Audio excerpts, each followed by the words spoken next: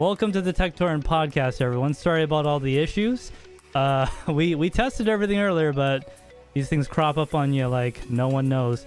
Let me know if the music is too loud or too quiet, guys. We got a great show for you guys today. We're going over a whole bunch of things. Nvidia's got the new Cash Grab 3080 edition, 12 gigabyte. TakeTwo acquires mobile gaming company Zynga. EVGA got the new 3.0Q system. And of course, Nvidia loves to come up with acronyms, so we're going to talk about their DLDSR, which is different than DLSS. So I am joined here today with Andrew, our lovely intern, which he's been helping me through all my issues in life, including this stream. How you doing, Andrew? I found it. Yep. All right. How about now, guys? He's How about gonna be now? way too loud. Keep talking, I talked for a bit, but I guess my jokes will go missed. But what I was saying was, hopefully the technical issues are all sorted. But if you guys have an issue with the stream, please at TekShinji in the chat so we're aware of it.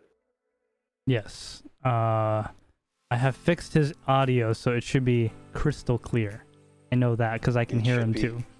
Okay, great. So if that's the case, why don't we just pick up where we left off? Yeah. So the differences that you need to know between the regular $12.99 for the For the Win 3 3080 12 gig, and it's $14.29 for the For the Win 3 3080 Ti. Yeah, you're paying $300 more, which is what, 20% more for 5% more in performance in a best case scenario. I don't know, man. It's definitely Nvidia's cash grab. Oh, I almost forgot to do a roll call of all the people that are currently here. Thank you to MC. You're a loyal follower. MC is here. We got J-Rad. We got Mew. I don't know if that's the Mew from Pokemon. Don't want to get demonetized, so won't say that again.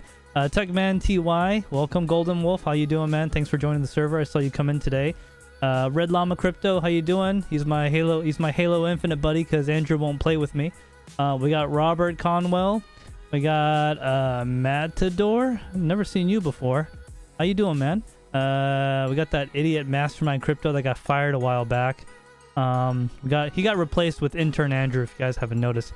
Chaz S and a few other people. That looks to be about it. Yeah, hello everyone and welcome to the stream. So yes. Oh, Techman TY says all three are fine if you can get one. Yeah, I mean, I don't know. Honestly, I think just the price of the 3080 12 gigs ridiculous.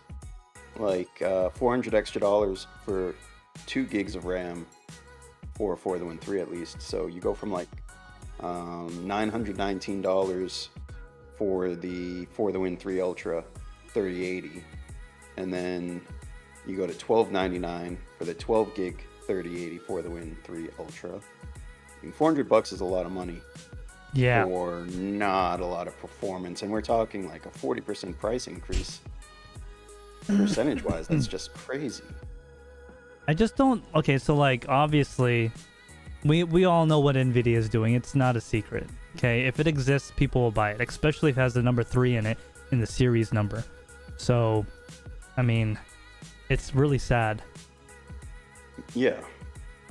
So, would you buy it, Andrew?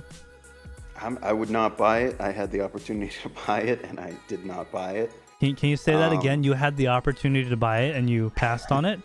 Can you just say that a little louder? Yeah, man, it's just not worth my money in my opinion.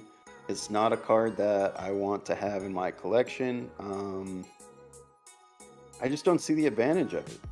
I mean, I would rather spend the extra for a 3080 Ti even, because at least I know there's a little bit more performance. And I know the 3080 12 gig is kind of in between a 3080 and a 3080 Ti, but still, the amount of performance you get from that $400 is like nothing. But I think in reality, it's a way for Nvidia just to phase out the 10 gig version, and then all we have left is this more expensive card. Which is exactly what they wanted. Yeah, because, you know, we're talking about the same GA102 die that's in the 3080 Ti, the 3090, and the upcoming 3090 Ti. Yields are better in production, so why would they not use these better dies that maybe aren't good enough for a 3090, but you know, the 3080 was the fewest cores to begin with, so now they're going to just give us those cores for $400 extra. Yeah, and they chose not to laser off a few extra cores and make it not a 3090, right? Yeah. Oh man, I just think it's a waste of money in the sense of that, like, it's only because of the market we're in that these things even exist. Like, can you imagine if we were in a normal market, people, if Nvidia did this, like, nobody would buy it. Everyone would poop over all over it. You know, it's just, it's almost like, you know, someone's gonna buy it no matter how bad you make it, so you just don't even try. Like, it's low quality product. Oh, hey, Seb Vintech, hey, welcome to the stream. Thanks for being here, man. Yeah, so, excuse me, guys, have a little bit of a dry throat. I don't think it's any of that special human malware stuff, but I do have a dry throat. It is currently like 2 degrees outside Fahrenheit, so there's no moisture in the air. All right, so yeah, guys, 3080 with 12 gigs of VRAM. It's great. Sure. Moving on to the next. Go ahead. Well, just real quick. Yeah. It's also what's the MSRP for a Founders Edition? Do we know? $1,000, I would say. I don't know, actually. I didn't know. I don't know if there is a Founders Edition, but it's the issue that I have is that Nvidia is prioritizing their higher end cards, being that with the 3080 12 gig, the 3080 Ti, the 3090, and soon the 3090 Ti, we're talking about 4 different SKUs that are going to have MSRPs over $1,000. And we have... That's a good chunk of the graphics lineup. Yeah, so we really only have like one card, supposedly, that's going to be like a budget card. But there's 4 different options for over $1,000. So it seems like they're just getting a little greedy, in my opinion. They know they can sell these cards. So they're taking advantage of the market. But, you know, this is one of those situations where I think whether AMD or Nvidia comes in to kind of take care of the customer with that smaller budget, they're going to get, you know, there'd be the future customers will lean in that direction for a company that's a little more consumer friendly than looking out just for themselves and their margins. But that's enough about it. Yeah, don't buy it, guys. Just wait. Yeah. Just wait. Save your money. Don't get it scalped, especially. Let's just look at the comments real quick. We'll be looking at comics between subjects, so don't worry if I don't answer you right away. So let's take a look here. Yeah, Techmen TY, that's right. All 3 are fine if you can get one. LOL. True. PMC says Nvidia is going to stop selling 3090s. It's possible. Probably want to phase out their, you know, cheaper cards. Cheap being a relative term, obviously. I think the 3090 and the 3080 10 gig could possibly be phased out with the replacement 3080 12 gig and the 3090 Ti taking their places at a higher price point, of course. Yeah, obviously. I mean, usually the price of electronics come down over time. In this case, they're continuously going up over time. Maybe this is the new normal. Oh, that's a scary thought. Please no. Oh, hey, Seb Fintech says, I was up all night playing with a 3080 12 gigabyte. Yes, so if you guys don't know, Seb Fintech actually released a video today about the new 3080 12 gigabytes. So if you guys want, go check that out as well. I haven't been able to watch the whole thing yet. I've been pretty busy all day, but he did play with it and get into some stuff. Crypto Shape, welcome to the stream. Thanks for being here, man. You always disappear when I'm looking for you, so it's great that you're here. Nah, I'm just joking. Love you, guy. Love you. Love you. All right, so let's move on to the next subject while I'm looking at this thing. So, Andrew, you're going to have to explain this one to me. Take-Two Interactive acquires Zynga Games. So, what's going on with that? Take-Two is a game company that we've known for a while. They're about 30 years old at this point. Mm-hmm. They're the parent company of other game companies like 2K or Rockstar. So they're basically the ones who capture all the profits from games like Borderlands and Grand Theft Auto series. But recently, at least this week, they've announced that they're going to be acquiring Zynga, which is if you're involved with mobile gaming, I'm sure you know the name. They've been around for a while as well, but they're a mobile game company. And Take-Two has announced that they are going to be acquiring them for $12.7 billion. Whoa. Which makes it the largest game company transaction, I think, in history. The closest being like 8 or 9 billion. So this being significantly more to buy a game company. So why? They're obviously trying. They're doing it for a reason. Yeah, so I think I think Take-Two is heavily investing in the mobile market.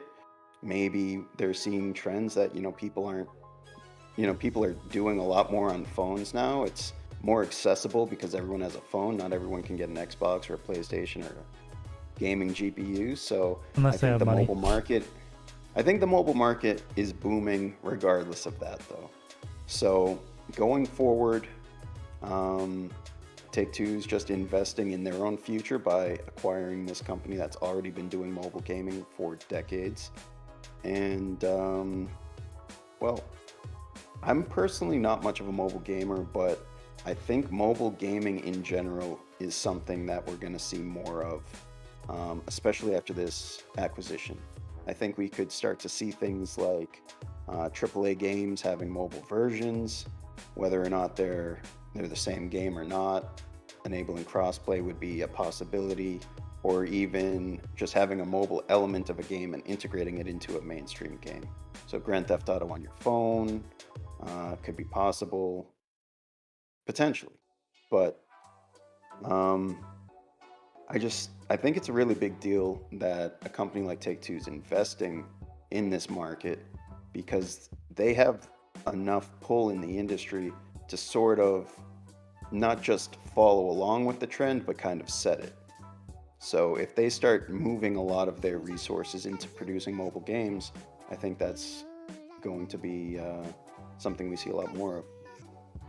Kind of like an Apple, like, they don't follow the trend. They just tell people what they want, then they set a trend type of deal. Yeah, I think it could be a case like that. And honestly, if there were more mobile games that caught my interest, I'd be playing more games on my phone. But like a Grand Theft Auto, if there was a new Grand Theft Auto and it came out on mobile, I'd probably take a look at it. Yeah, I mean, if it was on mobile, it's really accessible. It's probably a freemium at that point. Yeah, exactly. And all those microtransactions can make game companies a whole lot more money than the one-time purchases you get on, potentially on consoles. Still plenty of options for in-game purchases there as well. One thing I wanted to say about that is, being that it's on mobile games, one of the things that mobile games have really opened up access to is to demographics that would never game in the first place, for traditional platforms such as younger people, for one, and older people. The senior citizens is one of the largest demographics of gamers growing because of mobile platforms.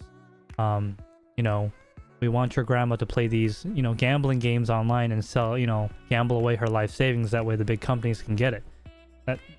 That's what they're doing. It's really bad. So definitely targeting senior citizens with this move, and it's scary to think about. Yeah. Dude, any company that rips off grandma is a jerk.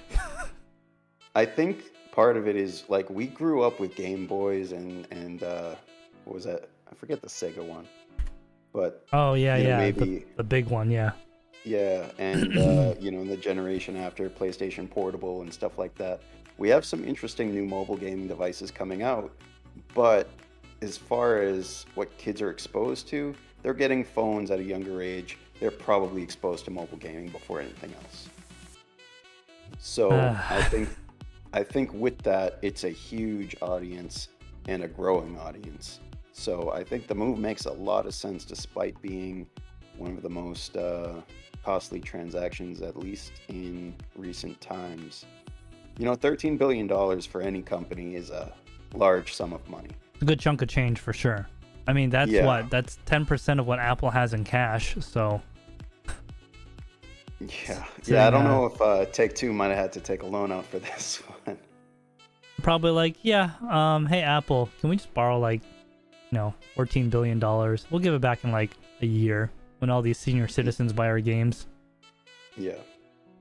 Yeah, that's pretty interesting because like, it's definitely the trend. As much as I hate it, one of the major platforms going into the future is going to be on a phone. Like, it makes you wonder, right? Why does Nintendo not make a really good Switch when, this is arguably more powerful than a Switch ever will be, Yeah. OLED display, 4K 60F, all this stuff that you fit in the palm of your hand, right? Yet the Switch is like, what, 720p? And like this big?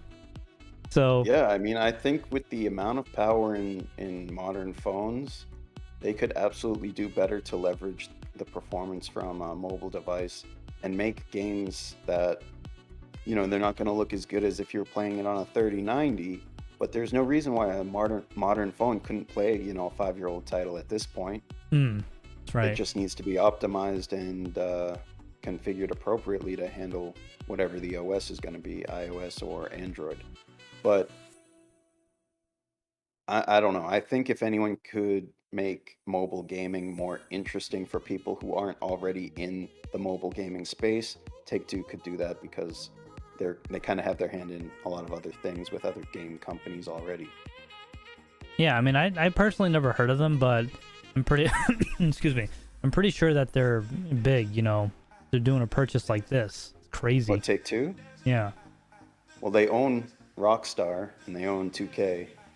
Rockstar? Oh yeah, that's what they're like, make that small game called Grand Theft Auto or something. Grand Theft Auto? I think Yeah, like they 4 make Grand people Theft play Auto. it, right? Like 4 billion Grand Theft people. Auto, Mafia, Max Payne, Borderlands. There's a few other titles that, are pretty mainstream now that ultimately profits go to them. Why don't we take a look at the comments, see if we got anything going on there. Yeah, I'm about to take a quick peek here. So let's see. Oh, Great Baldini showed up. How you doing, Great Baldini? Thanks for joining us. Let's see here. Techman TY says, I bought a 3060 and a 3080 off Shuffle. Sold them both at cost to people that needed them. Hey, that's good, man. It's good. I mean, it is off scalp eggs, so... but that's good. That's good, man. Yeah. That's very good. I actually did that the other day with MSI 3070 LHR that a guy gave it to a coworker, or specifically their daughter, or building a computer.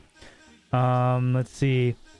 Sevintech says, I agree with everything you're saying, basically not worth the money, except for maybe in some very specific situations. I think that, yeah, that was referring to the 3080 12 gigabyte stuff.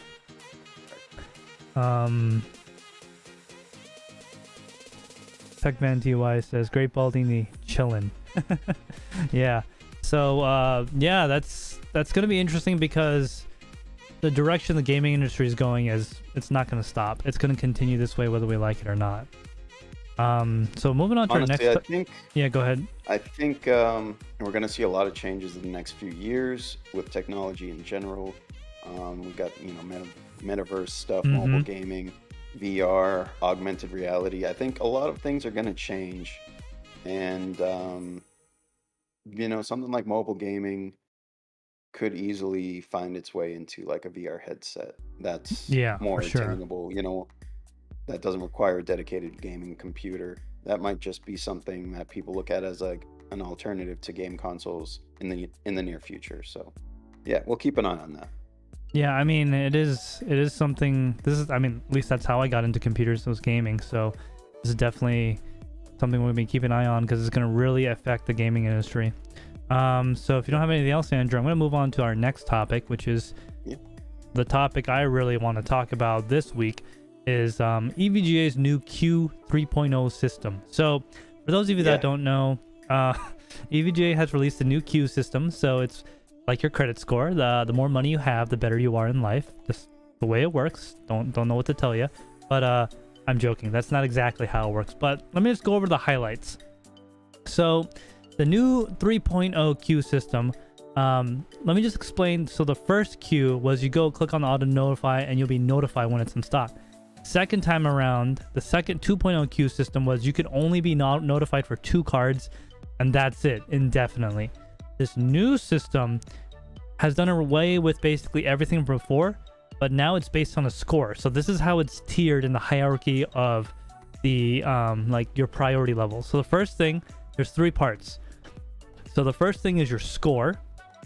Number 2 will be the date and time of your notification sign up, and 3, whether the user has already purchased a current series graphics card from EVGA.com. So for example, let's say Andrew, my friend here, has a score of 100 and I have a score of 90, okay? So starting out from that tree, Andrew will get priority because he has a higher score than me. But Andrew just bought a 3090 Ti Kingpin. He's a jerk because he didn't tell me about it. Well, guess what? He got deprioritized because he's already bought a 3000 series card. So, I'm sorry, I skipped to the end.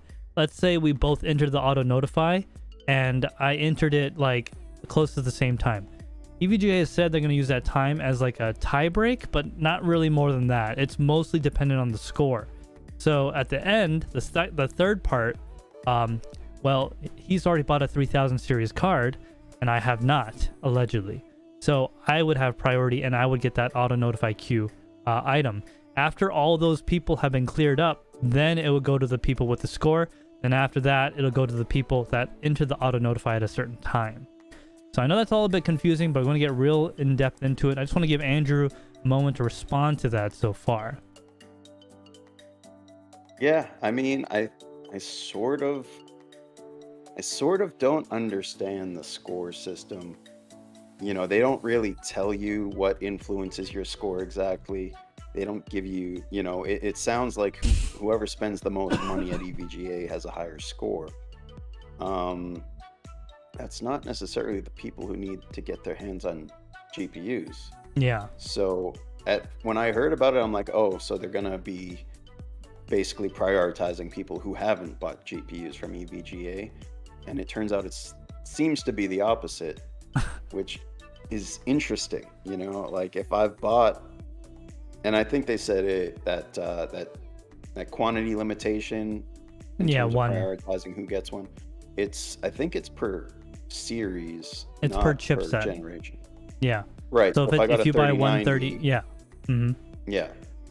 Then it's not going to really affect my possibility of getting a 3080. No. Which, I mean, they're just going to let the people who buy all the cards get all the cards, it sounds like. But I don't know. Did you check your score? Do you think you're going to get picked? You're a high priority customer? I'm going to get to that in a moment. I don't want to make anyone mad. I'm going to explain how it got there first. All right. So if you guys are wondering how the score, excuse me. So if you're wondering how they calculate your score, all right, well, check this out. Okay. Score signifies the value of your registered EVGA products. Okay. So if Andrew bought 10 3060 Ti's and he registered them all, and I bought 3 3090s and I registered them all, I would have a higher score than Andrew because I spent more money. Okay? It's the value of all registered products. EVGA bucks earned, so that's like, you know, you get EVGA bucks with associates codes and stuff like that, and blue ribbons from participating on the forums. So if you participate in the EVGA forum, there's an incentive to do that now, which I hope that doesn't mean a bunch of people flood and just start spamming it.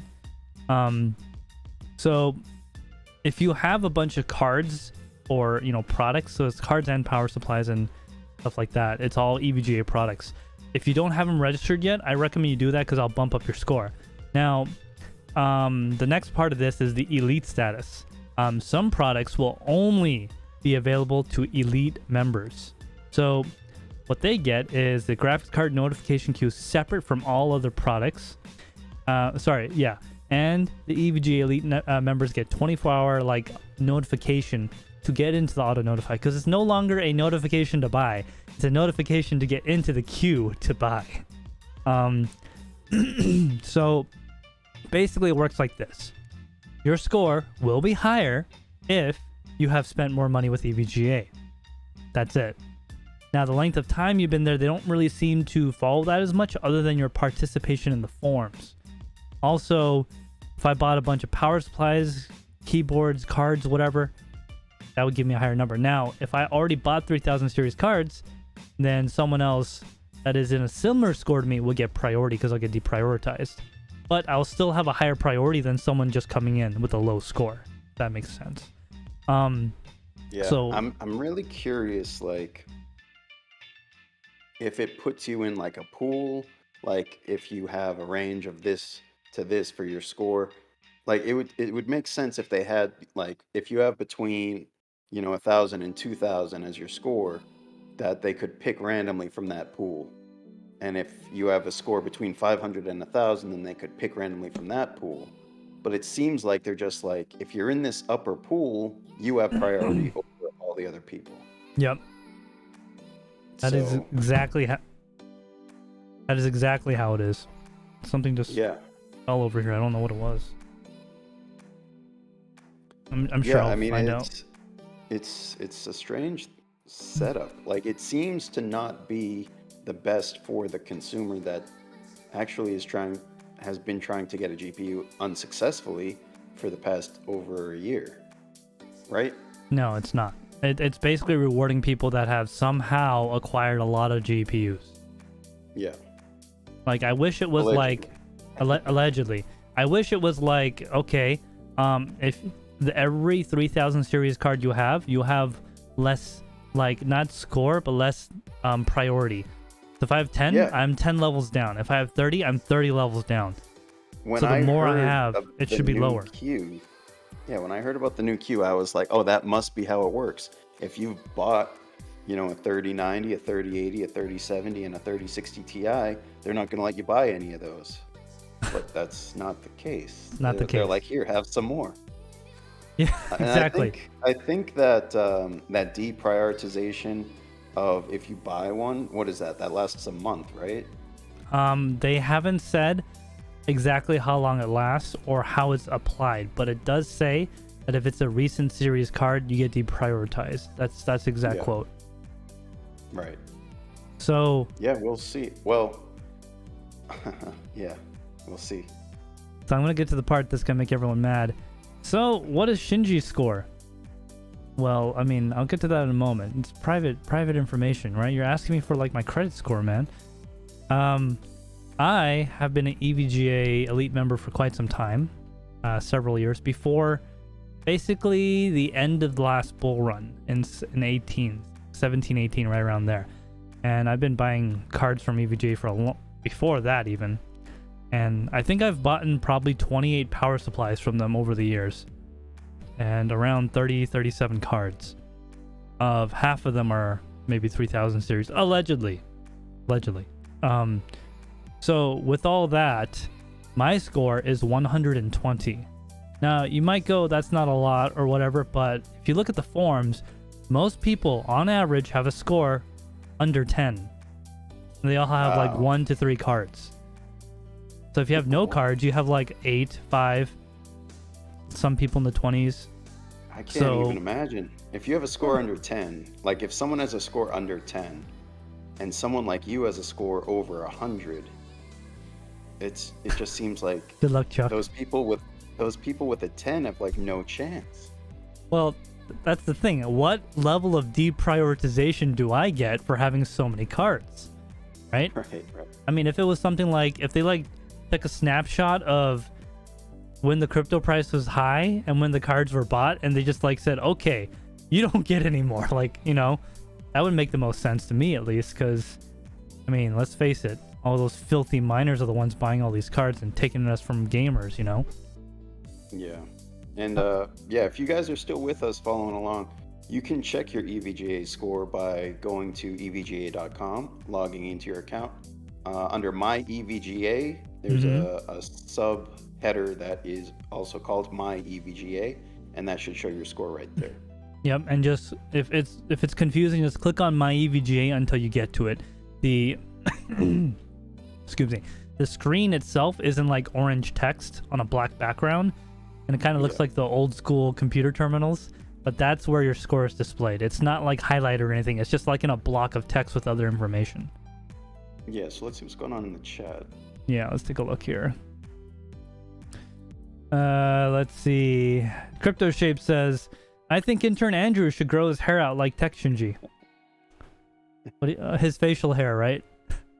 Yeah, my facial hair. I'll grow it down to like, my waist. Okay, Gandalf. Techman TY says it won't let me click auto noto. Yeah, that's because it's so in the 3.0 system, they don't tell they don't tell anyone, but the auto notify opens up and everyone can apply for it at that point. Now when it opens up, they don't really make an announcement or anything. It's kind of making me mad because I want my 3090 Ti, bro, Kingpin edition, because they're gonna make one. Techman, go ahead.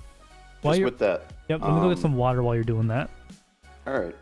Yes, so if you aren't already, make sure you're an EVGA Elite member, because that's going to give you priority access to the notify queue.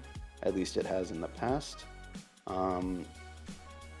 Also, if you're an EVGA Elite member, the queue usually opens the day before the card launches, 24 hours usually.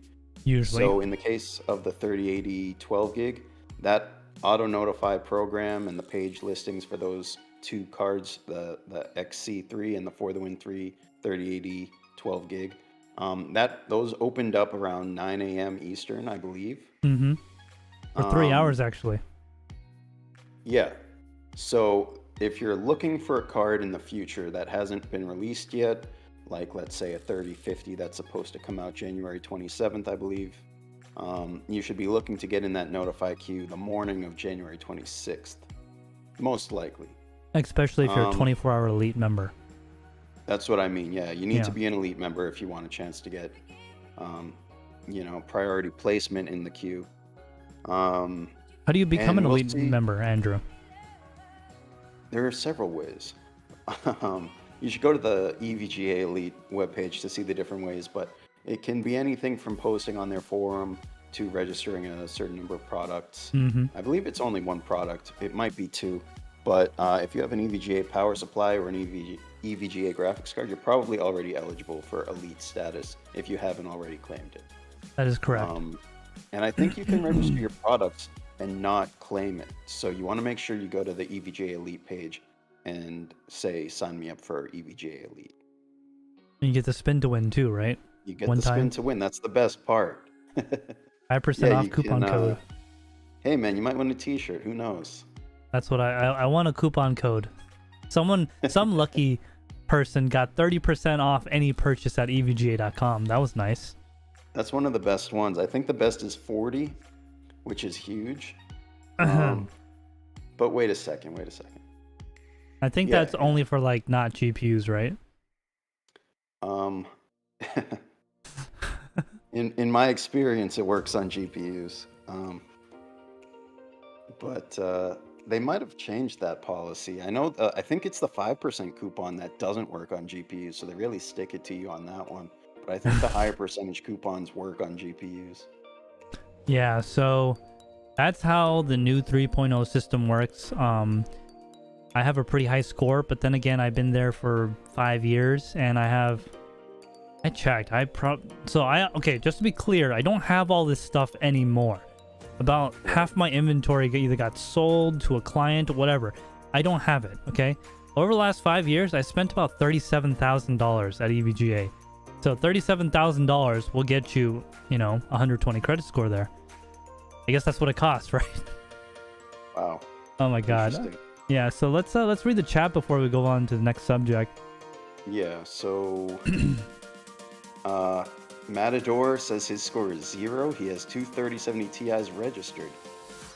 I don't know. That's not right. I don't know. Yeah, I would check that, man.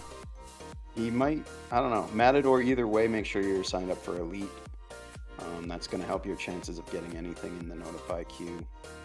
At least being able to sign up for it 24 hours early for priority access.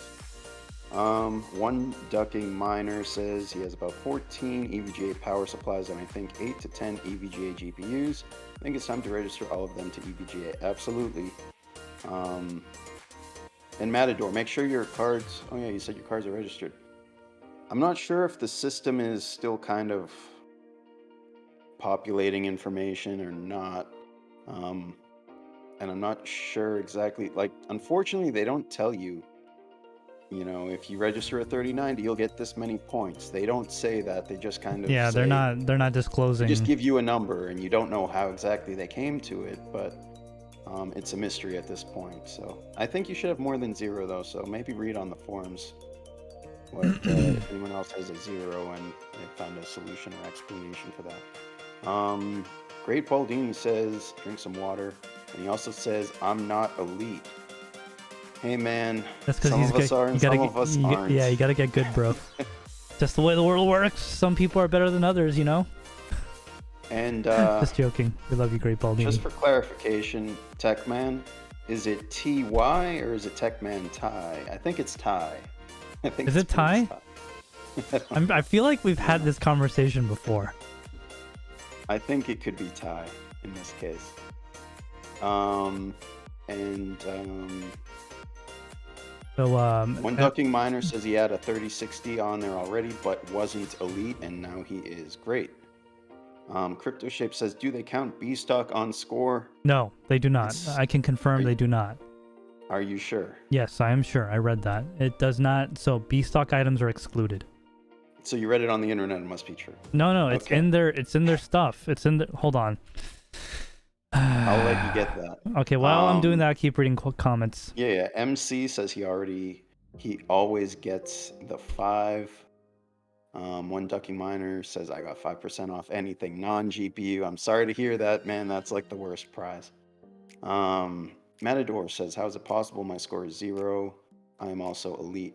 I'm not sure, honestly. I haven't looked into this as much as Shinji has, but I would check out the EVGA forums discussing this and see what other people with a 0 have to say. Vincent Gallo says, what is Q 3.0? Well, you're gonna have to watch the stream because we kind of Scroll back a little wrapped bit up on that. Yeah. So Q 3.0 in the simplest terms is a new queue with priority based on EVGA customer, spending. The more you spend, the better your chance of getting a GPU is, it seems.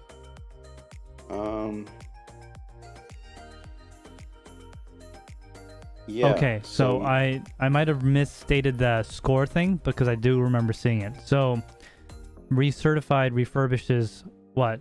RX? Yeah. B stock? Okay.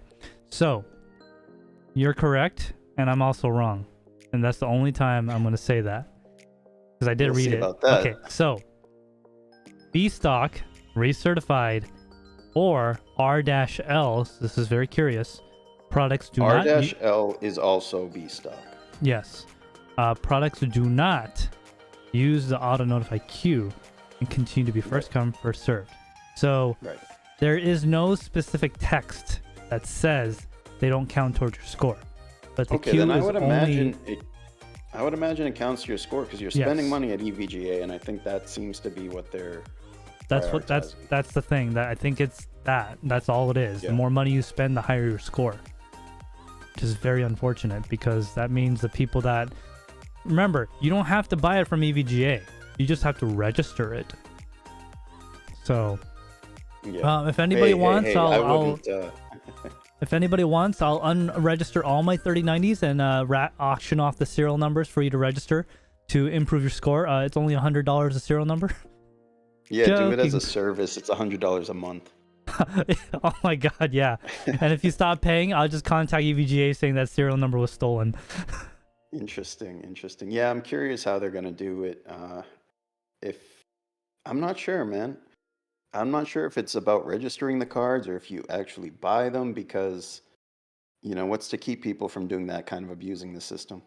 If, they were buying secondhand cards or just getting serial numbers from people that already had them registered. I don't know. We'll see. Yeah, I mean, all those GPUs that got stolen off the back of the truck ended up in Vietnam somehow. So Yeah, exactly. Man, Do I those was count to my my new no. priority? They No. those numbers have been blacklisted. If you try to register it, Oh, that's too it'll bad. tell you that you have a stolen GPU. That's unfortunate. Yeah. Great Baldini MC says, Great Baldini, I'll let you register my next one so you can be elite. What a nice guy. So nice Nicer of Great than me. Baldini. Yeah. All right, guys. So we're gonna go ahead. Andrew, did you have anything else? Yeah, the so the 3.0? last thing here Yeah. we have, oh no, on 3.0. No, I mean, again, I don't fully understand it. It's easy, dude. It's very simple. I have a lot of money and you don't. Therefore, I have a higher queue Like, than you. Done. I would totally understand this if it wasn't about something that is hard to get. Like it would be a perk of spending a lot of money at a company. You know, just a program that other companies have. Like you spend a lot of money at this store, great, here's some rewards. You know, you spend a lot of money at Best Buy, here's some rewards. Here's some, you know, you get, you know, overnight shipping or something. But with graphics cards, it just seems like literally the opposite of what they should be doing to be, you know, to look good in the public light. I think graphics cards should be excluded from the score system entirely. Like they don't count toward the score. Only like their keyboards and lanyards. Hey, and that mice. would work. Yeah, That because would that's what they work. want to do. They have freaking, you know, if I Hey, spend maybe that is how they $10,000, do it. yeah. Well, I did buy a lot of their stuff too. So, Yeah, that's possible. Maybe that is how they do it. do you know how many lanyards I bought over the last few years? In But I case want- badges. Yeah, I buy a new lanyard like every week. And if you guys don't know what I'm talking about, join our Discord and maybe you'll find out. Yeah, the case badge is where it's at. I love the case badge. That's the golden ticket right there. All right, so I think we're caught up on chat. Yep. So yeah, why don't we jump on to the final topic? All right, so final topic for the night, guys. And of course, we'll keep looking at the chat between every now and then. Nvidia DLDSR, not to be confused with DDLS or whatever, you know, acronyms they come up with. Andrew, why don't you tell me about DLDSR, not to be confused with the DSLR? Not to be confused with DLSS or DSLRs or anything of the sort. They really do like their abbreviated naming schemes. So DLDSR is a new, not a revision, but it's a new version of what they call deep learning dynamic super resolution. So dynamic super resolution has been a thing in the past, and it's basically something that you're able to scale up your rendering of the game, and then it scales it back down to your native resolution. So let's say you have a 1080p monitor, but you're running a 3090. With DSR, just traditional dynamic super resolution, you could have it set to basically render the game at 4K and then rescale it down to 1080, and it would look better. You'd have less jagged edges. You wouldn't need to run so much post-processing on it to look good, because it would be rendering at 4 times the quality before scaling it back to native. Kind of reminds me This of new one- anti-aliasing. Yeah, so like Basically the same thing. anti-aliasing you would need to run if you're running at a lower resolution. But by running it at a higher resolution, it eliminates the need for that quite a bit. Yeah. So this new version of it integrates deep learning and artificial intelligence, which, you know, Nvidia is pretty much, you know, on the cutting edge right now. So it brings the power of AI to dynamic super resolution, which renders high resolution before scaling it down to monitor resolution. And this new AI network requires fewer input pixels than the previous version of DSR. So That's nice. it requires 2.25 times the native res in terms of rendering to match the quality of 4 times native res with the previous version. So what that means is if you're running 1080p and then you run this new DLDSR at 1620p, it will look as good as the previous version did at 4K. And be So- less load on the system, so you have higher FPS. Much less load, you'll have better performance. Exactly. So this is a feature that's out now. It was just released, I think it was yesterday or the day before, with the latest driver update, the Game Ready driver specifically. So you can go into the Nvidia control panel and enable DLDSR if your card is RTX based. In addition to that, they add 3 enhancement filters, which include SSRTGI, SSAO, and Dynamic DOF.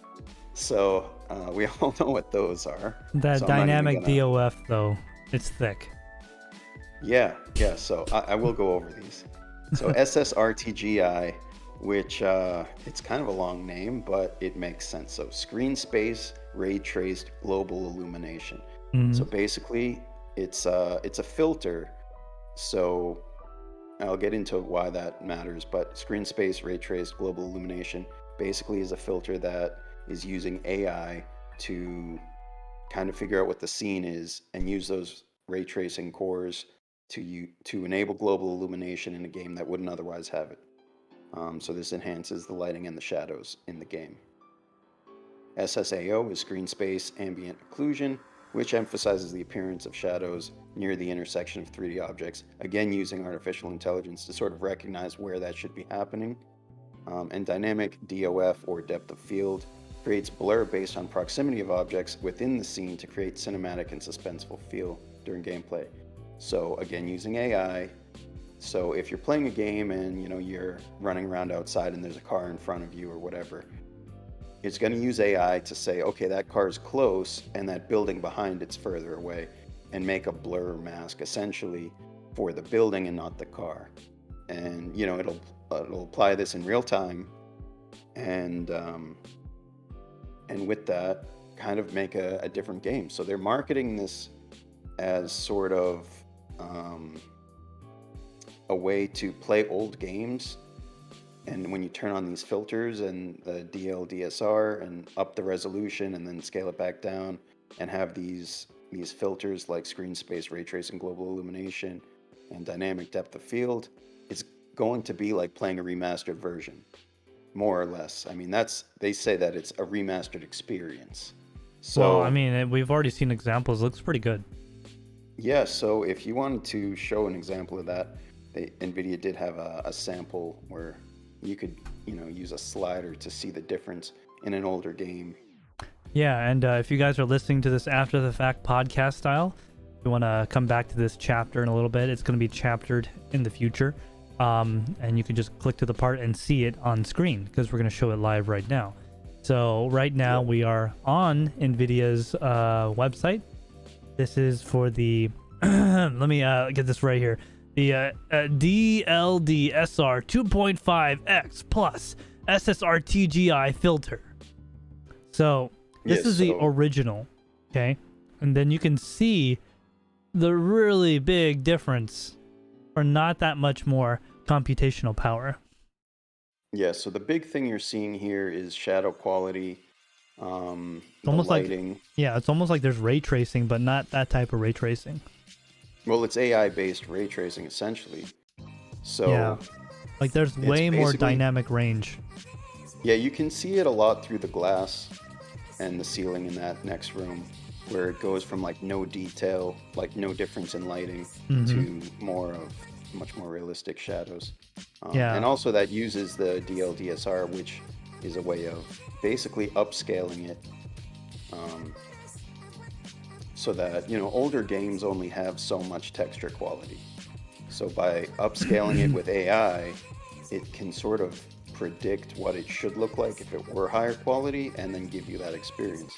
So the slider is showing a combination of DLDSR as well as the SSRTGI. I just want to point out, if you look in this area where my mouse is and you look at security, so that's the original rendering from the game. And when you apply this, it becomes much sharper too. Even things in the background that normally would get deprioritized for rendering. And you could really see here, as Andrew was saying, there's a lot more dynamic range on the shadow instead of just being faded. Almost like you took the picture in S-Log, like we're looking at S-Log, and then we applied a LUT to it. Yeah, there's a lot more contrast. Looks good. Like there's a lot more shadows, but not at the sacrifice of detail. Yeah, I mean, it's pretty exciting coming up because we are kind of... I'm going to try it out. It's in the latest driver package. I'm going to probably try it out, fire up some old games that don't have ray tracing, that, you know, the textures didn't look that good by modern standards, but the gameplay was still, you know, it's worth playing an older game sometimes. Yeah. So I'm going to try it out and see how it does. You know, Yeah. there's been games that have already been remastered, so I'm going to see if this is sort of a similar feel to that, if it feels like a remaster, if it feels like, you know, they're marketing it as like a remastered experience, but, you know, until I actually do it, I'm going to hold out with a grain of salt. Yeah, for sure. It's like it's not going to be as good as original rendering, but I kind of equivalent it to like NVENC encoding versus CPU encoding. It's not as good, but it's so close and so much better that it's the returns are way better than the small tiny sacrifice you would have to make. And we're getting to the point where we could run games with more AI power, which allow the computer to not work as hard and still get you pretty good detail that's close to the original rendering. And I mean, it's exciting, guys, because hardware is getting more powerful and games are getting less hard to run with this new technology. So I'm gonna have my 400 FPS in Destiny 2 one day. Yeah. So that pretty much wraps up that topic, and that is the last topic of the live stream. So if you guys have anything you want to share in the comments, we can address that next. Let's see if there's any comments anyway. Yeah, I'm looking right now if there's any questions or anything like that. Think they are going to ruin the 3050 with LHR? I don't know. That's a good question. I mean, it really depends on what kind of performance you're getting from that card to begin with. It is going to have 8 gigabytes, so it's going to have 8 gigabytes, but if the core is so weak that, you know, I mean, the biggest thing with 8 gigs is ETH mining, so any other mining isn't really affected by that metric.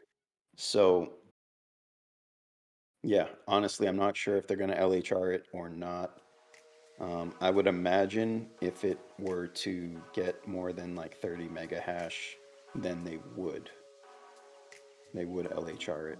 But if it gets like 25 out of the box, they're probably just going to leave it alone. It's my opinion.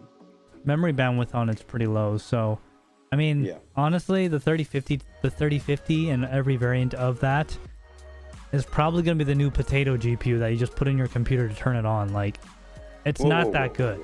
It's not that good. Okay, so it's not that good. It's not out yet, and we've never seen tests on it. But, in my opinion, I think it's going to be highly sought after.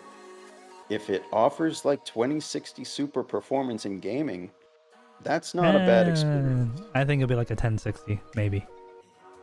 Absolutely not. Absolutely not. I'd say it's like a 1060. 1066 gigabyte. Not. It's just not. But it's just not. I think it is. The way it usually goes is like what is that? A whole generation ahead. So like the 2060 is equivalent to the 1070, right? Well, the 3070 is the equivalent in gaming performance to a 2080 Ti. So I'd say it's close, yeah. Yeah. So I mean, I think a 3050 is going to come in at least at 2060 performance. And it's an RT card, so it can do ray tracing. And whether or not you need to run DLSS to really get good frame rates and good quality combined, that's a feature of the card. That's not necessarily a bad thing. You're going to be able to play these games with ray tracing at playable frame rates. So DLSS is like Nvidia's big selling point, and I think you can use it on a higher end card to get, you know, higher resolution and more frame rate, but you can also use it on a lower end card just to make it usable with the latest titles. And I think, you know, $249 MSRP on that card is that correct? $249? $249 MSRP, yes. I know. But I think even with that being optimistic in terms of real world, we're gonna see that a lot of people want this card for gaming, because a lot of people might still be running 10 series cards or older. I know a lot of people that play games on old hardware and they build a new computer maybe every 7 years, and they've built one in the last year or two, but with the GPU shortage, they're just running an old GPU. Whether that's an old AMD card or an old Nvidia card, a lot of people are running like 970s or 1050s, and they've had a good life, but at this point, they're just not able to keep up with the modern games, in my opinion. Yeah, it's also, it doesn't matter how bad or good it is because it's going to go out of stock instantly. No, well, they're stockpiling these cards. There's going to be an abundance of them. Every store is going to have about, 10 1,000? per customer. 10 per customer. However many people are in line, they're just going to give 10 of them to that person. So honestly, though, I think they do have the ability to have many more of these, because it's been as long as it's been since the GPU shortages started that Nvidia kind of could have got traction on this way back when. They could have. I think they've been in production for a while. That's just a guess. But I'm sure it's like a failed bin of like a 3060 Ti or 3060 or something. I don't know what the die is. I forget. Yeah, I gotta go look that up later. But it'll be interesting to see. I think it might be its own thing. I mean, so it's not competing with other cards. Oh, it's not? For that, I don't think it's competing with other cards for the die allocation. I will say though, it's going to be interesting to see the power consumption of that tiny card. Yeah, and speaking of power consumption, we're going in like two different directions. Like that's going to probably be super efficient, and then we have the 3090 Ti with supposedly 450 watt TDP. Oh my god! And a new PCI Express Gen 5 power connector standard with 16 pins. Yeah. So allegedly that's going to give it 1275 watts max or something like that. I don't think so. It was something crazy high. No, I think that's if you had two of them. Yeah, you put two of them together. Which I mean, why would they do that? We'll find out when they come out. But all I know is my 3090 Kingpin is now obsolete. Have you noticed since the announcement of the 3090 Ti, it just feels slow? It does.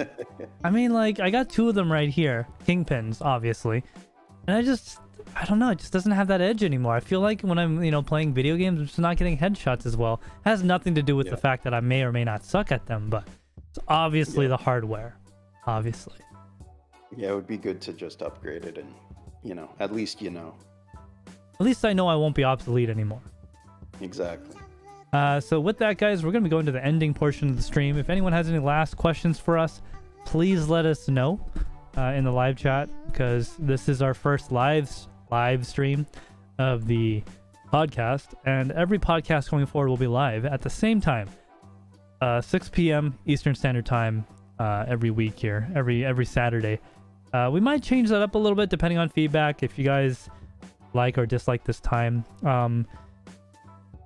It's probably going to stay around this time, though. And, Great Baldini had to go. So take care, Great Baldini. We're about to end here anyway. Crypto Shape says, I take 100x 3090, please.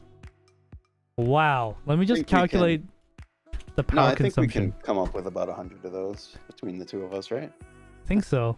Let's say that they take 330 watts apiece. But he's going to need 33 kilowatts to run that. He's going to need that hydroelectric. He's gonna need a power plant just in his house to run that. Yep. Yeah, guys. I don't see any other questions in chat, so we'll be getting to the end here. Andrew, did you have anything else? I'm just gonna shield the Discord a little bit. No, I think that wraps it up for me. Do you have any projects coming up? Ooh. How's the personal rig going? Your rig going pretty well? You happy with it? I don't know, man. The 39s just don't cut it. The 5950X just feels kind of slow. We're having all these streaming problems. Yeah, I think you're gonna need a Ryzen 6000 and a couple 3090 Ti's. I think we should run them in quad. Real quick. One thing I want to say real quick, and the stream's basically over, so it doesn't matter too much. But one thing I want to say is that the 3090 Ti is allegedly using, let me get this right, 12 2GB memory modules as opposed to 24 1GB memory modules. Say that again. slowly? So a 3090 uses 24 1 GB GDDR6X memory modules, Yes. right? Mm-hmm. And from what I've read, the 3090 Ti is going to be running 12 2 GB modules instead. Does that mean memory won't be on the back of it? I think that's what it means. Oh, what? That sounds amazing.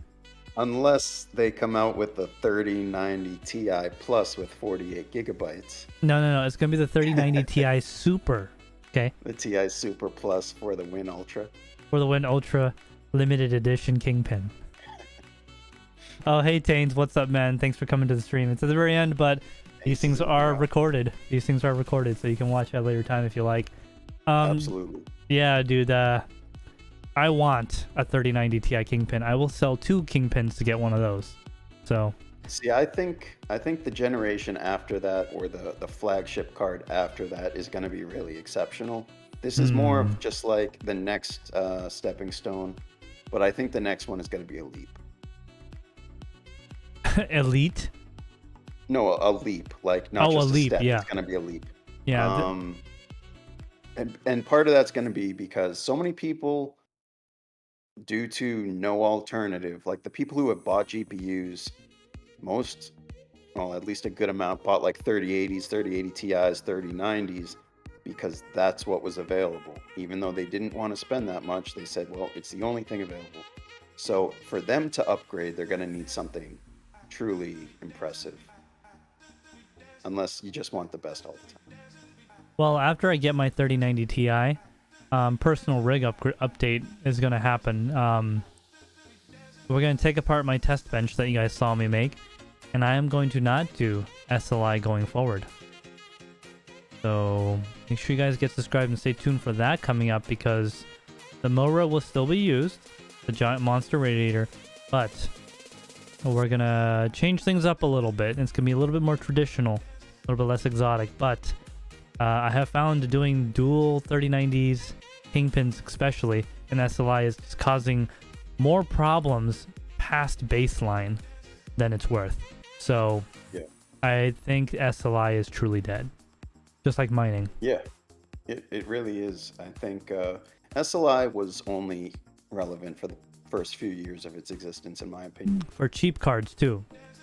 I think it was ideal for cheap cards. Once it became high-end cards only, it was like, well, it just introduces more problems than it has, like, features. Like, the benefits of it are fewer than the problems that are created when you enable it. The only thing that I personally have seen any benefit of running 3090s in SLI is Port Royal. Yeah. And the Port Royal is a appendage measuring contest. That's all it is. Yes, it is. That's it. It does nothing good for society. It doesn't. It's like going to the drag strip and watching these funny cars go down the road in, whatever, 2 seconds or whatever. It's fun to watch. The cool factor. Yeah. It's fun to watch. It's good for the cool factor, but it's not really a benefit. It's not worth the money. Definitely not. It is not. So I will be moving off of SLI for the first time in a long time. And that's saying a lot, guys. I'm TekShinji. I gotta have the best of the best. And I will not be going with SLI into the future. Because if you think about it, I have $5,000 just in graphics cards on this system. If I got rid of one of those 3090s, I could have gotten really, really nice NVMe SSD. I could have gotten so many other things that would give me so much more benefit. My problem is... You might have been able to afford a case. See, hey, I got a comment like that about that on that video. So a lot of people don't realize that frame costs more than most cases. Okay, it's like $200, and like people are like, "What? You couldn't afford it? Oh, if you just buy a case." I'm like, dude, you guys realize that this is more expensive than a regular case, right? Absolutely, yeah. Yeah, but yeah. So Port Royal's fun and all, and that was great. And quite frankly, it's just we're getting left in the dust, man. It's so hard to get up there anymore. I think I'm in 33rd place in the entire world, which is saying something. That's cool. But if you ain't first, you're last. Yep. So Oh, we got a comment here from Big Wooly. TekShinji, now we know why Port Royal mattered to you. Yeah, that's why it mattered, man. It's a compensation contest. Yeah. Well, this generation of cards is also the last one that's going to have SLI. Is that what they said? Yeah, they said that. So 3090s only, apparently. Well, they said 3090s only, but I assume 3090 Ti's will also have SLI capability. But beyond that, it's going to be removed from the GeForce line, and NVLink will be a feature of workstation. Yeah, commercial. Exclusively. Yeah. Yeah, I mean, I could have literally sold a Kingpin for $2,600, $2,500 cash right now. Like, people want it that bad. You know how much like stuff I could buy with that? Huh? I think they're quite a bit more than that, actually. Well, yeah, they're going for 35 on eBay, but I'm not one of those filthy scalpers.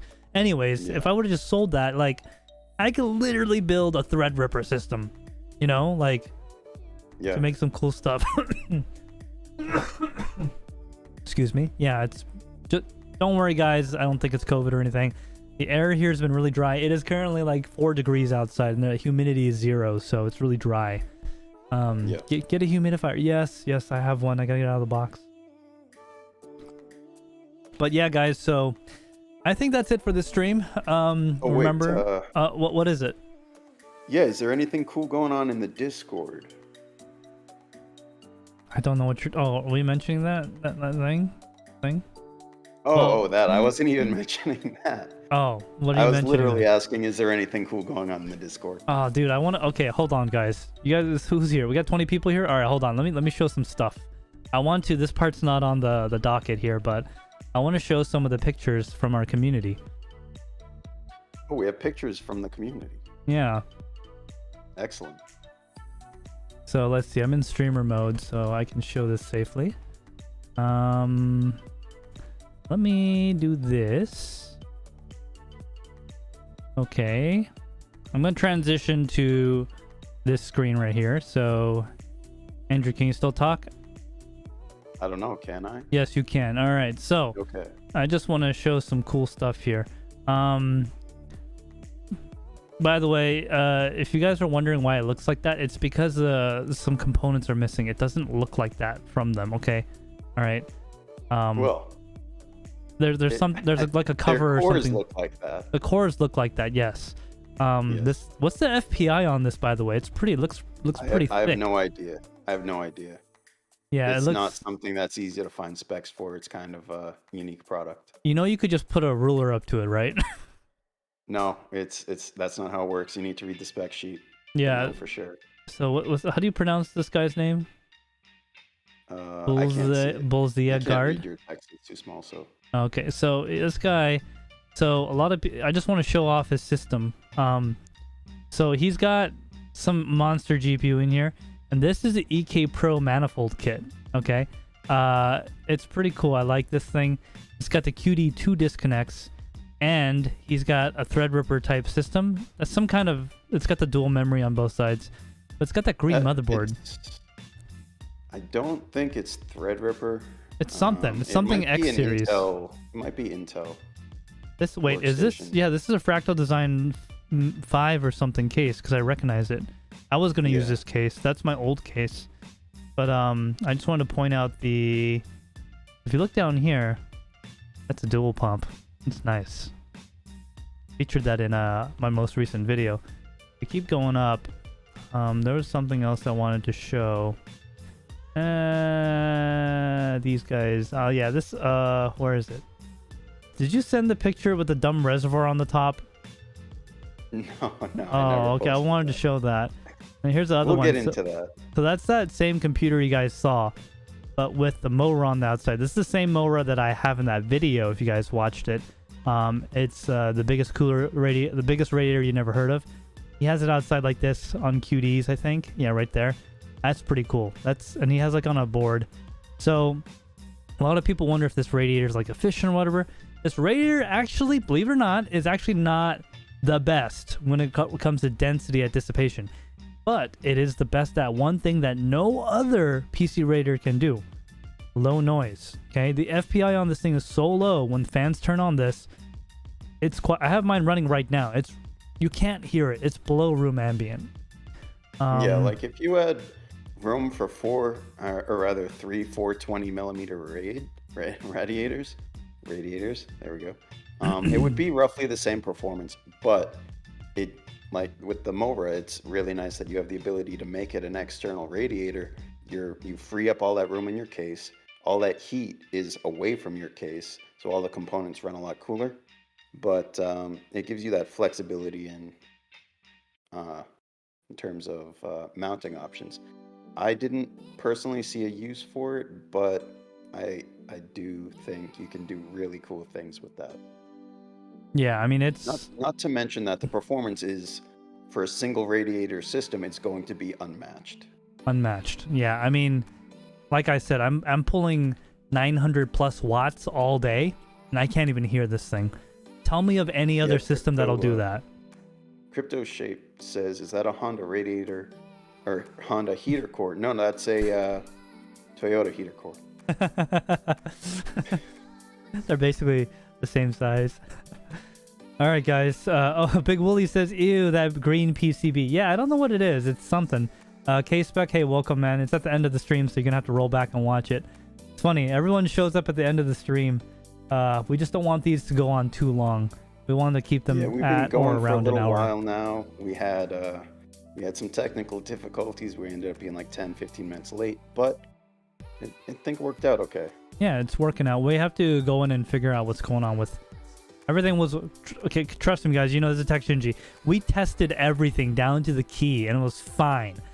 Then when we went live just now, it was like crap, and I'm like, what happened? Anyways, so we're gonna fix that for next time. Hopefully, we have some more graphics and things.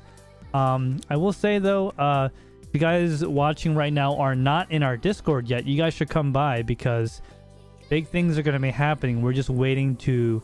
There's a lot of things that are ready to go that just haven't been met yet because we don't have enough people in there yet. So there's a link in the description below for this video to our TekShinji community Discord if you guys want to come by and check it out. A lot of great people there, especially if you like water cooling and exotic hardware. It's an awesome place. On top of that, there's a little bit of a unique system to get in, shall we say. It's kind of like playing Squid Game. Could you move your mouse cursor for a second? Yeah, sure. That better? That was showing up on the stream for some reason. Was it? Oh. Yeah. Oops. Better be careful. Yeah, so let me put it over here. I thought I'd made it so it doesn't capture mouse cursor. Yeah, I don't know.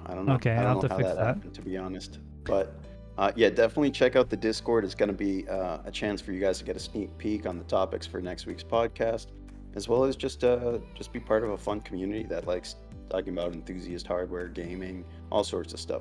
You're in there mostly nights playing games in there, right? That is correct. Yeah, I need to get in there one of these nights. Big Willie's in there and teach him a lesson in Forza Horizon. So I am dropping a link in the live chat to join our Discord.